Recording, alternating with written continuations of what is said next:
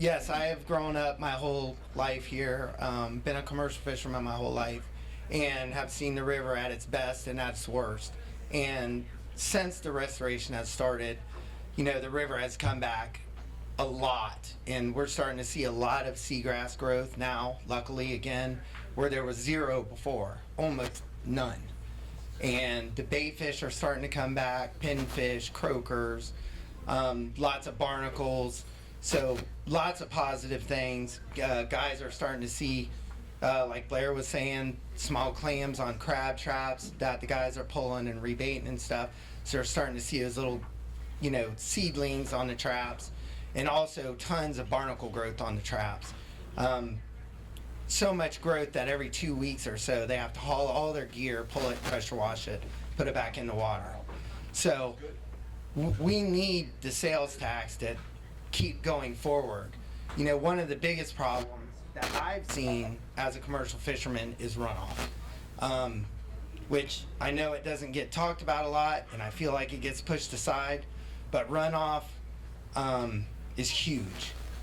And you know, every creek, every ditch, everywhere that there's water flowing into the river, that's where you have the least amount of growth.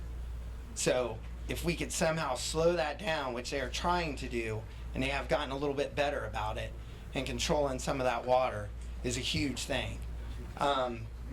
For instance, Sebastian River, Crane Creek, all of that, flowing out into the river, predominantly in the summertime we have south winds. So anytime we have a hurricane, south winds come.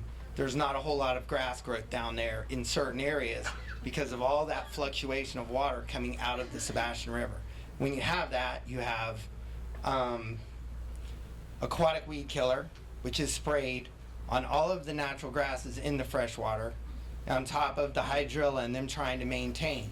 So every time it rains, all that stuff is flowing out into our river. It's not good for the river. So, you know, if we could somehow try to work on some of that, would be a huge help too.